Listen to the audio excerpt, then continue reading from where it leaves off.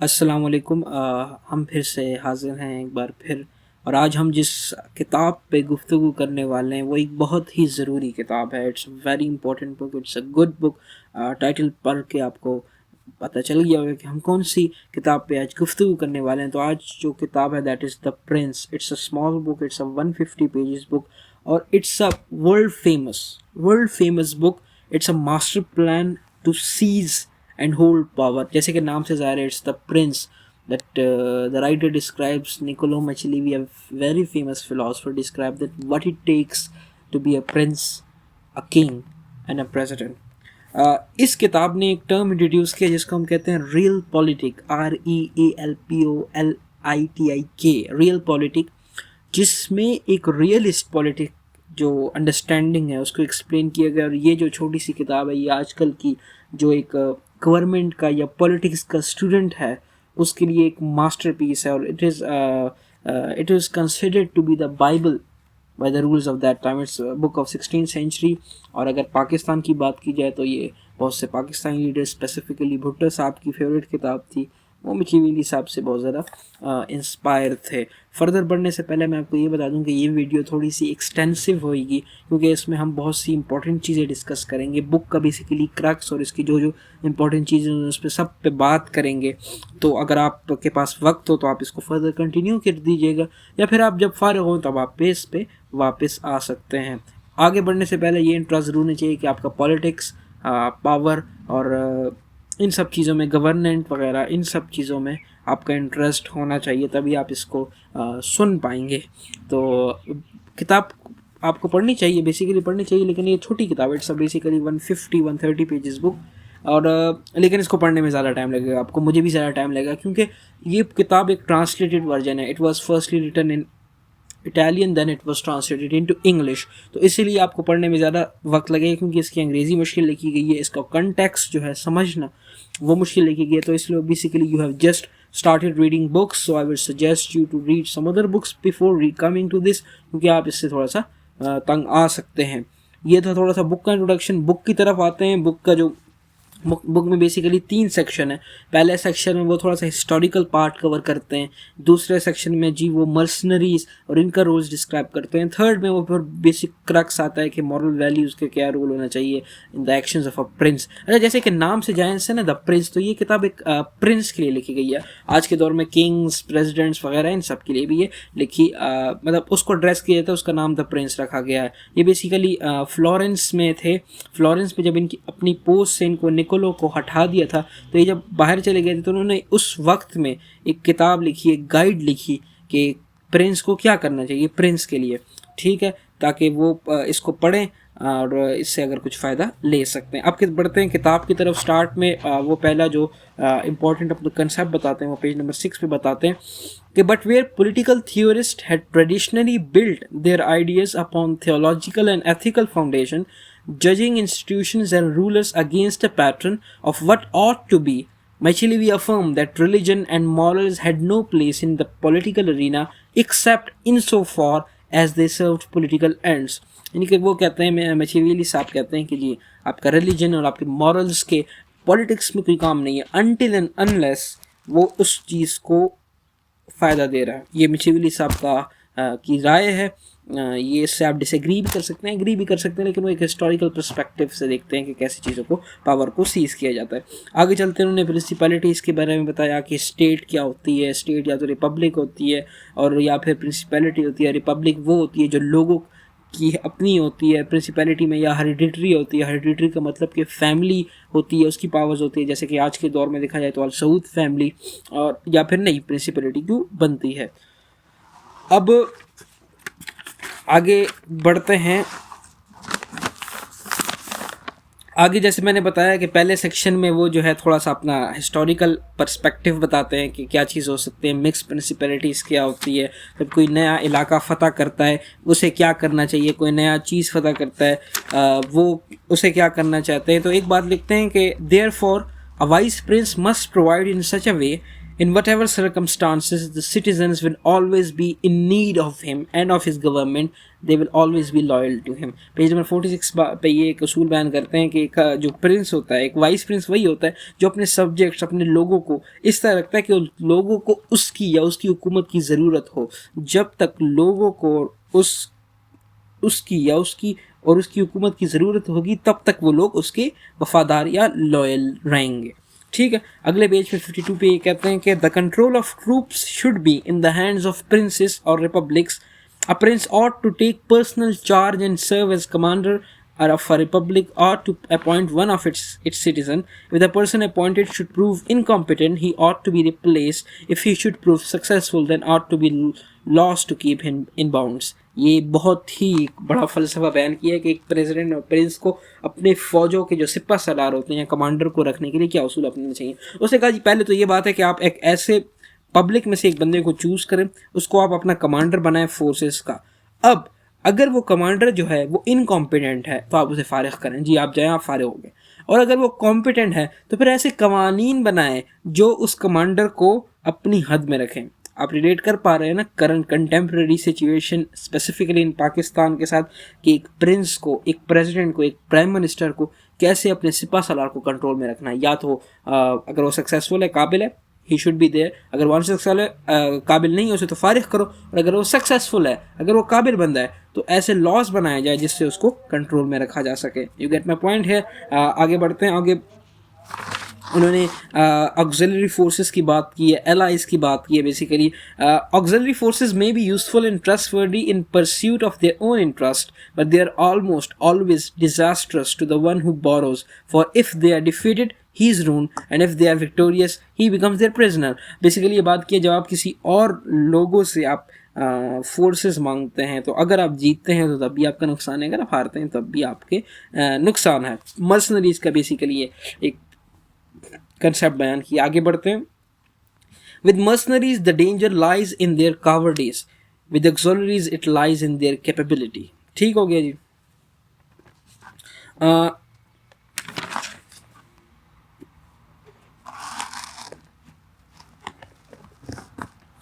आगे लिखा है कि every wise prince should pursue, on page 61, every wise prince should pursue habits similar to these and never submit to idleness in the time of peace, but rather endeavor to turn such time to advantage so as to profit from it in adversity. Thus when fortune turns against him he will be prepared to resist it. Basically ये क्या है कि एक जो अक्लमंद Prince होता है या president होता है या किंग होता है वो पीस के टाइम में अपने हथियार तंग करता है, अमन के वक्त में जंग की तैयारी करता है ताकि जब जंग आए या कोई मुश्किल हालात आए तब वो उसको फैसला कर सकें. वो ये ऐसा नहीं करता कि अगर अच्छा वक्त आए तो अपनी अयाशियों में पड़ जाए. एक वाइस प्रिंस ऐसा कभी नहीं करेगा. जो नेक्स्ट इंपॉर्टेंट चैप्टर है दैट इज़ बेसिकली इस बुक में चैप्टर्स डिफाइड किए हैं कि इस ऐसे मसले को प्रिंस को कैसे डील करना चाहिए, ऐसे मसले को प्रिंस को कैसे डील करना चाहिए. मैं जाहिर सी बात है सारे चैप्टर्स कवर नहीं अब कर रहा, जो मुझे इंपॉर्टेंट कुछ लगता है वो मैं कर रहा हूँ. बाकी आप जब पढ़ेंगे तो आपको मजीद क्लियर होगा. अगला जो चैप्टर है दैट इज़ कंसर्निंग लिबरलिटी एंड पैरिसिमोनी. लिबरलिटी का मतलब खर्च करना और पैरिसिमोनी का मतलब कि फजूल खर्ची करना. तो इसके बारे में एक प्रिंस को, एक अक्लमंद प्रिंस को क्या करना चाहिए. The question arises that how generous a prince should be, the answer to which is that although it is well to be reputed as a generous person, yet to be so generous to gain reputation for the aforementioned quality can be harmful. It's like burdening the many to reward a few, consequences of which can be the prince resorting to extortionate taxation and other means of raising funds, thus deteriorating his position. Basically ये कहा है कि इंसान को basically जाहिर सी बात है generous होना चाहिए, एक प्रिंस को जनरस होना चाहिए, लेकिन इतना जनरस नहीं होना चाहिए कि ये जनरस होना उसकी क्वालिटी बन जाए कि हाँ भाई ये प्रिंस इसलिए अच्छा है क्योंकि ये जनरस है. नहीं, क्योंकि क्यों जनरसिटी क्या होती है, वो कुछ लोगों को तहाइफ देता है ज़्यादा लोगों के नुकसान पे. मतलब ज़्यादा लोगों जैसे वो टैक्स लेता है, वो टैक्स बढ़ा देता है, और मसले करता है ताकि वो कुछ को अवॉइड कर सके. तो ऐसा नहीं करना चाहिए. एक प्रिंस को लाइबिलिटी का इस तरह वो फजूल इस्तेमाल नहीं करना चाहिए. ठीक हो गया. आगे चलते हैं. पेज 64 पे वो कहते हैं कि either a man is already a ruler or he is on the way to becoming a one. If he is already a ruler, liberality will do him harm. If he is on the way, a reputation for liberality will indeed be necessary. ज़रूरी बात की है कि एक इंसान अगर ruler बन चुका है, एक इंसान ऑलरेडी रूलर है, तो लिबरलिटी का मतलब मैं आपको पहले बता चुका हूँ, लिबरलिटी उसको नुकसान देगी। लेकिन अगर इंसान एक रूलर बनना चाहता है, वो उस राह पे, he is aspirant to become a ruler, तो उस रास्ते पे लिबरलिटी का ये अंदेशा होना, लोगों में ये अंदेशा होना कि यार ये लिबरलिटी को प्रमोट करता है, जनरस पर्सन है, तो a reputation for liberality will indeed be necessary, उसकी ज़रूरत होगी इस बात की। ठीक हो गया। अब नेक्स्ट पॉइंट जो इन्होंने डिस्क्राइब किया इसी पेज पे, पेज नंबर जो है हमारा पेज नंबर 64 पे, कि a prince spends either his own and his subjects' funds, or he spend those of others. If the first is the case, he must be frugal. If the latter, he must neglect no part of liberality.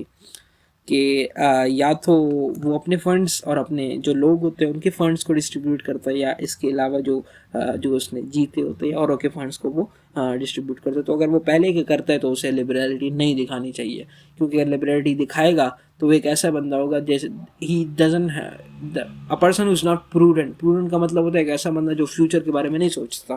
तो एक vice prince जो है वो अगर अपना पैसा और अपने सब्जेक्ट का पैसा ऐसा उड़ा रहा है तो he is it's a frugal thing. Frugal का मतलब है बेसिकली कि पैसों के बारे में इतना ख्याल नहीं रखना, और ही वुडंट बी प्रूडेंट। एक प्रिंस को जो है प्रूडेंट होना चाहिए। ये बेसिकली इस बुक में एक बताया गया कई जगह पे कि एक प्रूडेंट होना चाहिए। ऐसी जो क्वालिटी है, जो प्रूडेंस की जो क्वालिटी है प्रिंस में होना बहुत ज़्यादा ज़रूरी है।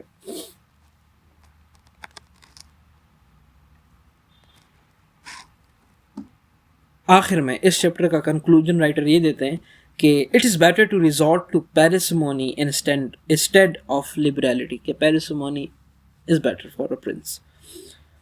अगला जो चैप्टर है that is the most important chapter, that is what the crux of this book is, and I loved it the most, at that whether it is better to be loved or than to be feared or the reverse, कि क्या ये एक Prince को चाहिए कि उसके subjects, उसके लोग उसे मोहब्बत करें या उससे डरें, क्या करना चाहिए प्रिंस को। इसमें मैंने पॉइंट्स लिखे, आप सुने गौर से सुनिएगा कि the writer argues that excessive kindness can lead to disorders which then ensues murder and rapine. Disorders harm the entire citizenry, while the execution ordered by a prince harms only a few individuals. कि अगर excessive kindness हो जाए, बहुत ज़्यादा इंसान नरम दिल हो जाए, तो वो डिसऑर्डर आता है। यही देखोगे कि अगर किसी ख़ानदान, किसी घर में भी, घर की एग्जांपल भी दे, किसी घर में एक जो सरबराह होता है, वो वालिद साहब हो सकते हैं, वो कोई और भी हो सकता है। अगर वालिद साहब सख्त ना हो ना, तो घर में एक डिसऑर्डर आ जाता है।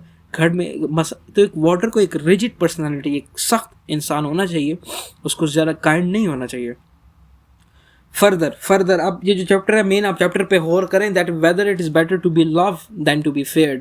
फर्दर कहते हैं कि the writer argues the ideal case would be that the prince is both loved and feared, but again as the writer tends to talk about real politics, the writer argues that the prince will find greater security in being feared. अब again writer ने ये case रखा है कि हाँ भाई it's the best case scenario ये होगा कि एक जो प्रिंस है वो उससे लोग डरे भी और उससे लोग मोहब्बत भी करें। लेकिन again the writer is a realist writer, he talks about real politics, तो वो कहता है कि ऐसा हो नहीं सकता।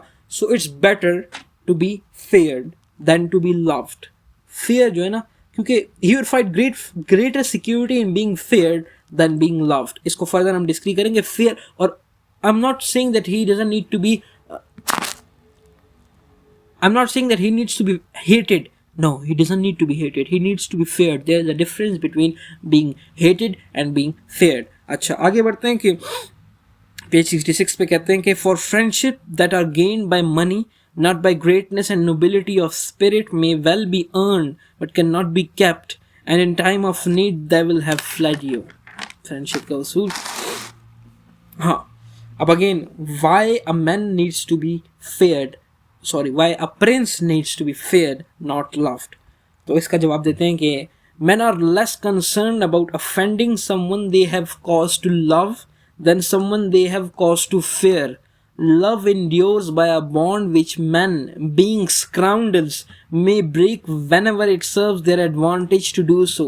But fear is supported by the dread of pain which is ever present. Again, एक बड़ी बात की है कि आपने गौर से सुना हो कि मैन जो होते हैं ना, मैन वो बेसिकली इसमें बेसिकली ह्यूमंस को बड़ा क्रिटिसाइज किया गया है, और आई थिंक आई एग्री, एक रियलिस्ट पॉइंट ऑफ व्यू से देखे तो man is a scoundrel, he may break whenever it serves their advantage. तो कहते हैं कि अगर आप लव जो है ना, लव का बॉन्ड जो होता है ना, वो मैन ब्रेक करते हैं आसानी से जब उसे इस चीज़ से फ़ायदा हो। लेकिन फियर का जो सपोर्ट होता है ना, फियर से उनको डर होता है कि फियर से आगे दर्द मिलेगा, तो वो फियर से जो लॉयल्टी है उसको ब्रेक करना बड़ा मुश्किल होता है एक मर्द के लिए। अब the writer clears a point that a prince should make himself feared in such a way that though he doesn't gain love, he escapes hatred. Again मैंने फेयर और हेट्रेड के दरमियान एक जो डिफरेंस है वो आपको पहले ही समझा दिया था कि एक प्रिंस को चाहिए कि लोग उससे डरें लेकिन उसे नफरत ना करें। अब डरना ज़रूरी है, नफरत नहीं। अब नफरत को वो कैसे अवॉइड कर सकता है? He should not touch their property not there women, कि वो उसकी प्रॉपर्टीज़ को ना टच करे, उनकी प्रॉपर्टीज़ उनके पास ही रहने दे और उनकी औरतें भी उन्हीं के पास रहने दे।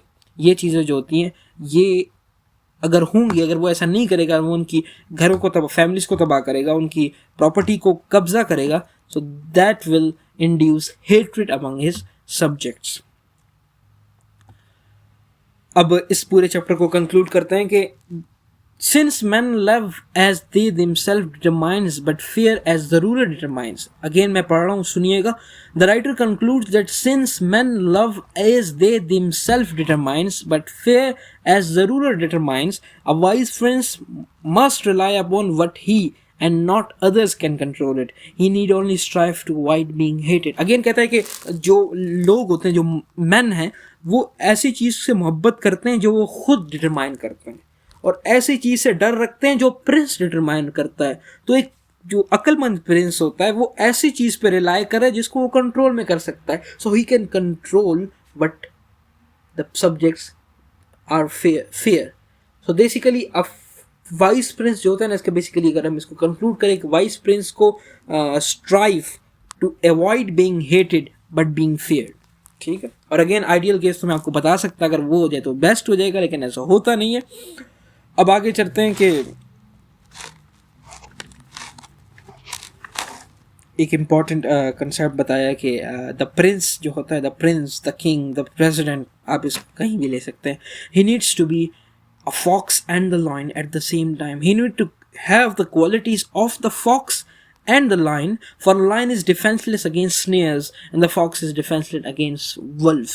अब ये कहते हैं कि एक बादशाह जो होता है, एक प्रिंस जो होता है, उसे उसके पास जो है ना क्वालिटीज़ फॉक्स की भी होनी चाहिए, उसके पास क्वालिटीज़ लाइन की भी होनी चाहिए, क्योंकि लाइन जो है वो अपने आप को जालों से नहीं बचा सकता, डिफेंस स्नेयर से नहीं बचा सकता, यानी कि जब लोग उसके लिए जाल बिछाते हैं तो उससे बच नहीं सकता। और जो फॉक्स होता है वो अपने आप को भेड़ियों के खिलाफ से नहीं बचा सकता। तो एक किंग जो है, he needs to be both a fox and a lion, and he needs to be both the man and the beast, ठीक है।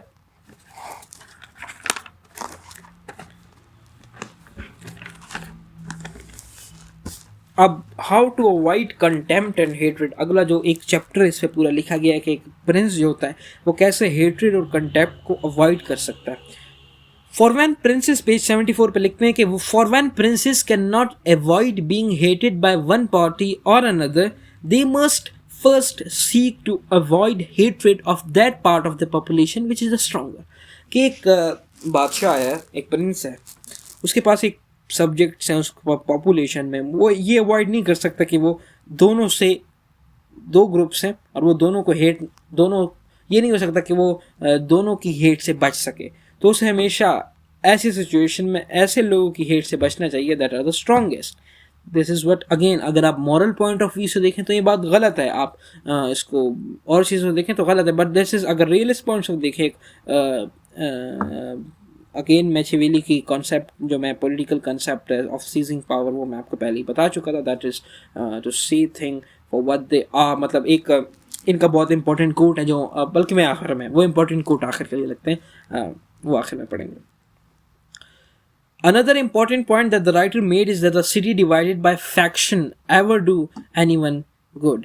In fact, it is inevitable that a city divided by faction will fall quickly to any approaching enemy. The weaker side within will always ally itself with the invader, and the stronger side will not be able to hold out alone. ये again आप इसको historical perspective में जितने सब continent के बड़े शरीर के हालात देख लें, जितने भी वो कह रहे हैं कि अगर आपकी सोसाइटी फैक्शंस में डिवाइडेड है तो ये एक इनवेटेबल अमल है, ये ना रोकने वाला अमल है कि वो ज़रूर उस पर कोई और प्रिंस आएगा, वो उस पर कब्जा कर जाएगा। वो कैसे? क्योंकि जब एक फॉरेन फोर्स आएगी तो जो पॉपुलेशन में जो वीकर साइड है वो नेचुरली इंक्लाइंड होगी टुवर्ड्स द इन्वेडर, वो इन्वेडर को अपने एलाय समझ लेगी, and the invader with the help of the weaker part of the society take control of your population. That is what happen in the बड़े सगीर। मतलब ये बुक इसलिए मैं कर रहा हूँ कि ये इतनी ज़रूरी है कि आप इससे बेसिकली हिस्टोरिकल पर्सपेक्टिव से कनेक्ट कर सकते हैं। बड़े सगीर में क्या हुआ, एक मुसलमान जो पावर में थे, हिंदू थे वो नीचे थे।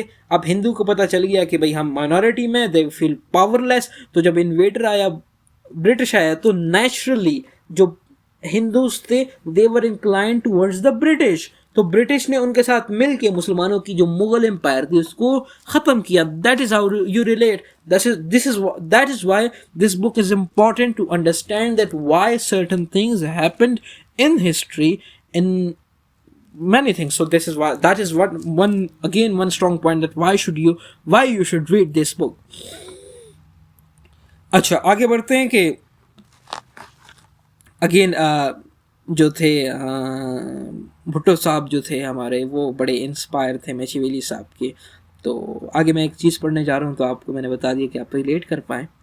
Princes become great doubtless by overcoming opposition and by removing obstacles that are set in their way.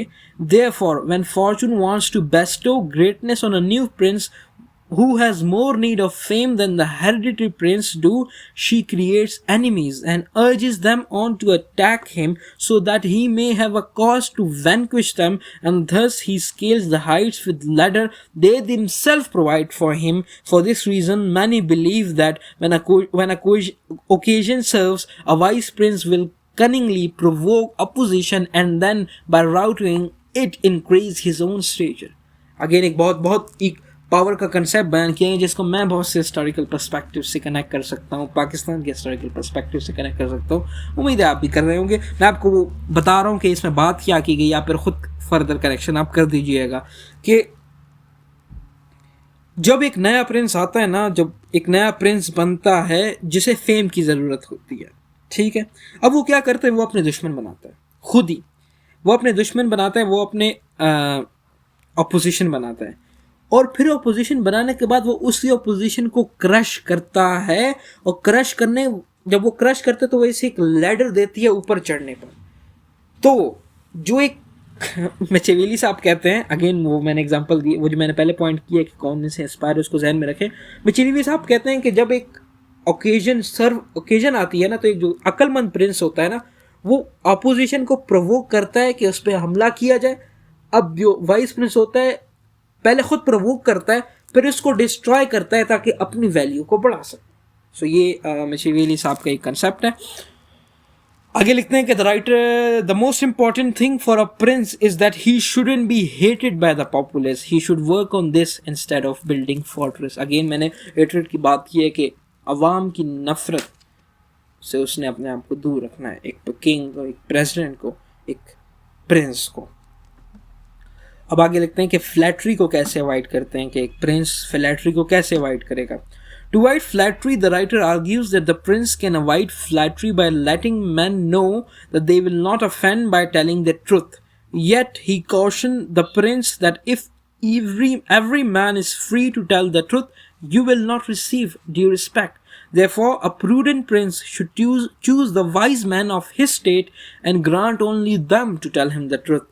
Except for them, he should listen to no one. कह रहा है कि अगर फ्लैटरी इंसान को कह के, फ्लैटरी मतलब तारीफ वगैरह, अगर फ्लैटरी से एक प्रिंस अपने आप को बचाना चाहता है तो वो ये है कि इंसान तब फ्लैटरी नहीं करता जब उसको ये आज़ादी हासिल हो कि वो जो उसके दिल में है, जो सच्चाई है, वो बोल सके विदाउट गेटिंग इनटू ट्रबल।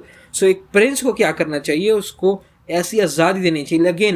लेकिन अगेन सबको आज़ादी दी गई तो फिर एक प्रिंस को उतनी इज्जत नहीं मिलेगी। तो इसका जवाब क्या हो सकता है, इसका जवाब ये हो सकता है, इसका हल मैचिवेली साहब ने ये दिया है कि प्रिंस को चाहिए कि अपने सब्जेक्ट्स में से कुछ वाइज लोग चुने और सिर्फ उन वाइज लोगों को ही ये हक हासिल को हो कि जो उसको सच बात उसके मुंह पे कह सकें, सिर्फ उन मैटर्स के बारे में जिसमें वो उनसे पूछे, इसके अलावा कोई और ना कहे. That is how he is going to be avoid flattery.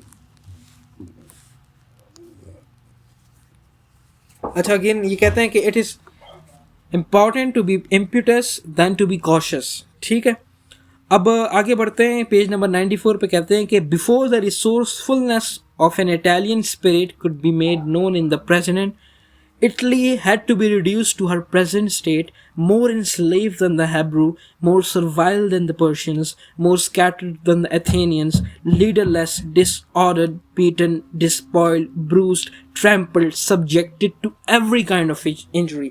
ये अगेन कहते हैं कि एक नेशन को अगर ऊपर बढ़ना हो तो उसको सबसे पहले सबसे नीचे आना चाहिए, तभी वो ऊपर आएगा. अब आगे हम बढ़ेंगे, फॉर्म्स ऑफ गवर्नमेंट पे बात करेंगे कि बेसिकली इन्होंने 3 फॉर्म्स ऑफ गवर्नमेंट की बात की. इन्होंने डेमोक्रेसी की बात की है, इन्होंने एरिस्टोक्रेसी की बात की है और इन्होंने मोनार्की की बात की है. डेमोक्रेसी आपको पता है, the people by the government, for the government and from the government. जो आपके पास जो अमेरिकन प्रेसिडेंट थे उनका इब्राहम लिंकन की डेफिनेशन है, इसको डेमोक्रेसी कहते हैं. जो आपके पास एरिस्टोक्रेसी है, एरिस्टोक्रेसी मीन के जो अवाम है उनकी जो नोबल्स होते हैं, जो अमीर और एलीट फैमिलीज होती हैं वो कंट्रोल करते हैं. और जो मोनार्की होती है, that simple monarchy is a family that is ruling. So again ये 3 फॉर्म्स ऑफ गवर्नमेंट इन्होंने कहा है. और ओलिगार्की क्या होती है? Oligarchy is a form of government जिसमें एक नोबल फैमिली सबको हटाने की, मतलब पावर में आके सबको रिड्यूस करने, मतलब एक बर्बादी की तरफ जाने का. तो एक कहते हैं कि एक गवर्नमेंट जो होती है वो एरिस्टोक्रेसी से ओलिगार्की में कैसे जाती है, ट्रांसफ़र कैसे होती है. तो वो लिखते हैं कि considering the tyrannies of the prince the masses takes arms. अच्छी इंपॉर्टेंट सुनिएगा, ये पूरा एक सीक्वेंस बयान किया गया है एक पावर का, कि पावर ट्रांसफर का बेसिकली एक सीक्वेंस बयान किया है. तो सुनिएगा और से. Considering the tyrannies of the prince the masses take arms under the leadership of the powerful man of society and having removed the prince these man constitute themself government, and at the beginning, mindful of the tyranny that had just been ended, they ruled in accordance with the laws they instituted. When the administration passed to their son, who had never known the vicissitudes of fortune or experienced wrongs and had become weary of civic equality, they gave way to greed, to ambition, to seizing women, and thus they transformed the government from an aristocracy to an oligarchy which had no regard for any civic right. ये पूरा complete करने दे, फिर इसको मैं दोबारा explain करने की कोशिश करूँगा. The government move step by step from the rule of prince to anarchy. This is the cycle through which the government of all state pass and had passed. अब कहते हैं कि एक गवर्नमेंट पहले होती है एक प्रिंस के अंदर, ठीक है, वो प्रिंस उसे रूल करता है, दैट इज़ अ मोनार्की. एक मोनार्की में एक प्रिंस रूल करता है. अब अगर वो प्रिंस जो है टायरेनीज की तरफ, जुल्म ज़्यादती की तरफ जाता है, तो जो उस सोसाइटी के पावरफुल मैन होते हैं ना, वो प्लॉट करते हैं अपनी प्रिंस के ख़िलाफ़. क्यों? क्योंकि दैट्स रियल, वो प्रिंस काबिल नहीं होता कि वो टायरेनी जुल्म ज़्यादती कर रहा है, तो उस प्रिंस के ख़िलाफ़ प्लॉट करते हैं और उस प्रिंस को हटा देते हैं. एंड दे जो लोग होते हैं वो अपने लिए गवर्नमेंट बनाते हैं, और ये माइंड में होता है उनके कि यार अभी हमने ये जुल्म ख़त्म किया है तो हम अपने लिए गवर्नमेंट बनाएंगे, हम अपने लॉज बनाएंगे और उसके ऊपर चलेंगे. तो वह गवर्नमेंट मोनार्की से एरिस्टोक्रेसी में ट्रांसफ़र हो जाती है.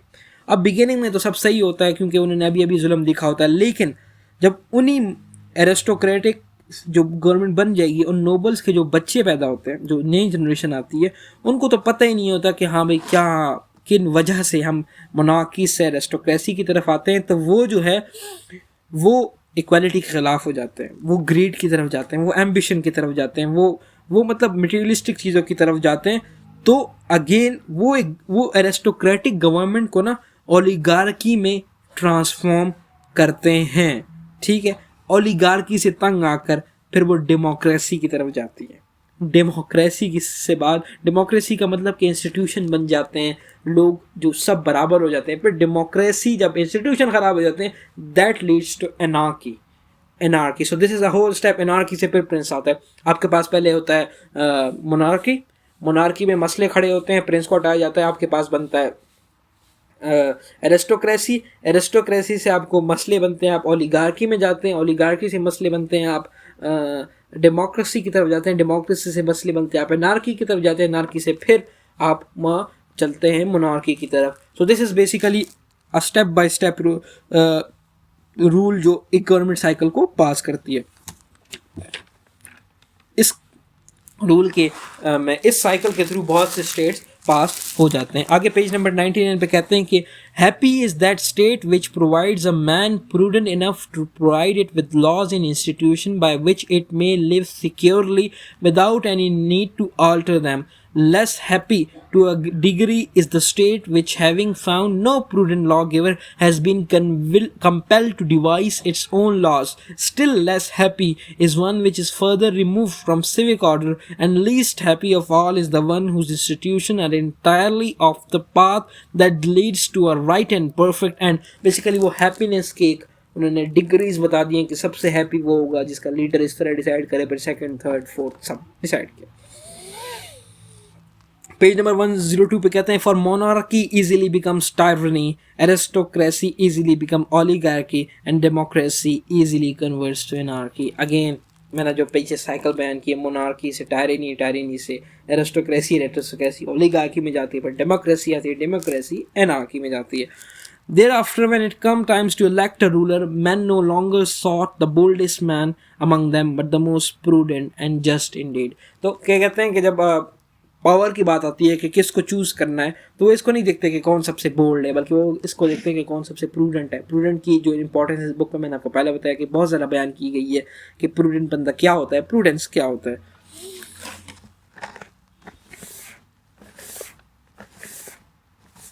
आगे पेज नंबर 105 पे लिखते हैं कि the writer give the example of a Roman empire that how did a state reach its perfection. The writer argues that the state gained greater stability because all three forms of government, that is aristocratic, that is monarchical, and that is democratic, had a share in that.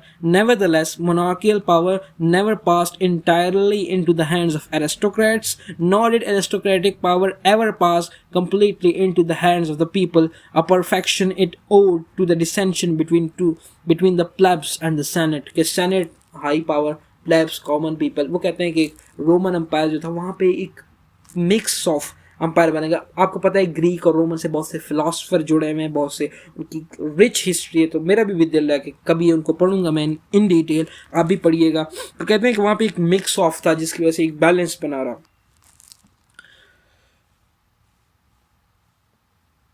Page number 108 पे कहते हैं कि there are two different factions in every republic. ये बात बिल्कुल सही है. अभी आप रिलेट कर सकेंगे इस बात से कि किसी भी सोसाइटी में दो किस्म के लोग होते हैं, the common people and the aristocrats. एक आम लोग, एक एरिस्टोक्रेट. एरिस्टोक्रेट मतलब जो नोबल्स होते हैं, elite basically. And that all laws enacted to increase liberty derive from the conflict between them. और जितने लॉज बनाए जाते हैं वो इन एलीट और इस कॉमन के दरमियान जो कन्फ्लिक्ट आते हैं ना, उनको सॉल्व करने के लिए वो लॉज बनाए जाते हैं. अगेन एक इंपॉर्टेंट लाइन जो इन्होंने बताई है हिस्टोरिकल पर्सपेक्टिव से, बड़ी रिलेटेबल है. History has proved that when the empire fail to heirs it resume the path to ruin. कि जब एक एम्पायर जो है वो आगे विरासत में चलती है तो वो बर्बादी की तरफ जाती है. मुग़ल एम्पायर देख ले आप, और जितने एम्पायर देख लें, जब एक एम्पायर गया है हायरार्किकल फॉर्म में, वो नीचे गया है, it has resume the path to ruins. क्योंकि जो न्यू जनरेशन होती है उन्हें पता ही नहीं होता कि एम्पायर को कंट्रोल किया कैसे किया. They after things that doesn't matter.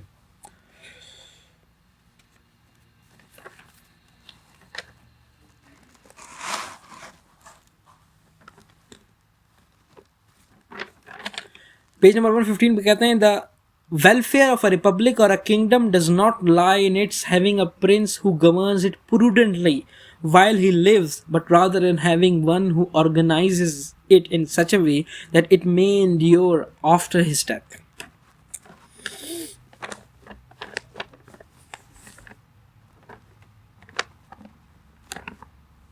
Again important बात सुनिएगा. For a populace that has power and is well regulated by laws will be as stable, as prudent, and as grateful as a prince, or indeed more so than a reputedly wise prince. On the other hand, a prince who is not restrained by laws will show more ingratitude and be more fickle and imprudent than the people. Differences between the conduct of the multitude and the conduct of princes derive from differences in their respect for their laws under which they live, not from the difference in their nature. Again ये बताया गया कि किसी भी जगह रहने में उस जगह के कवानीन फॉलो करना कितना ज़रूरी है एक स्टेट की स्टेबिलिटी बरकरार रखने के लिए. तो आगे लिखते हैं कि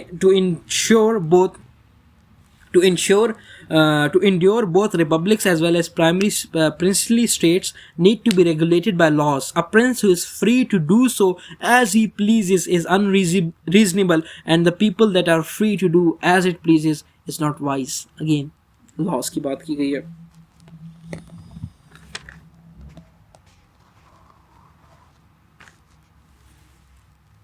The writer argues that the cities and states that enjoy full freedom prosper greatly. They have larger population because marriage is easy there, because everyone is willing to increase his property and goods if he believes that he will be allowed to enjoy them. Again, page 129 पे लिखते हैं कि men are moved by two principal things, by love and by fear. Consequently, they are commanded as well by someone who wins their affection as by someone who arouses their fear. Indeed, in most instances, the one who arouses their fear gains more of a following and is more readily obeyed than the one who wins their affection. But the most important thing that matters is the ability. He can go along with either the one or the other. कि most important जो बात जो president और prince और king के ज़रूरी है, that is the ability.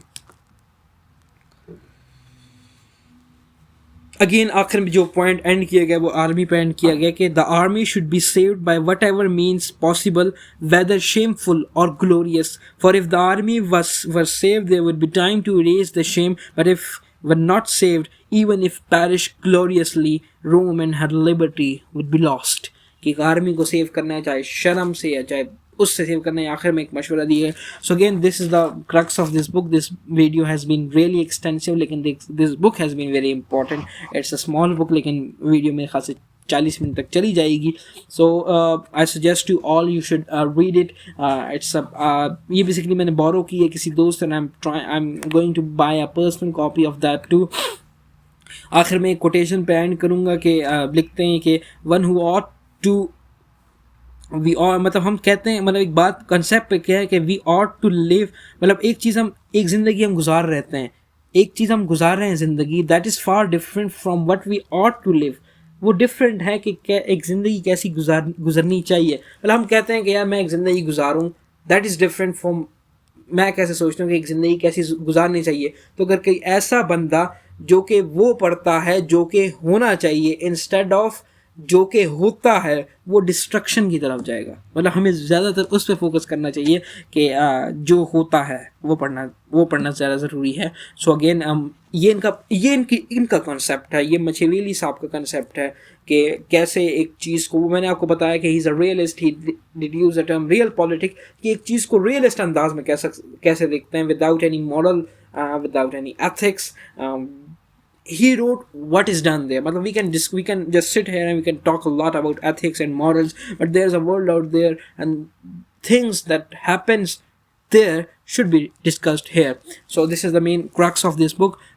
All the opinions described in this video are mostly of the writer. You cannot just say this is written by me or by me. This is written by Nicola Saab. He's a very great, very political thinker. He's a he's read by every student of politics and government. So this is it. अगर आप कुछ कहना चाहते हैं, कुछ share करना चाहते हैं, यू कैन कमेंट बिलो.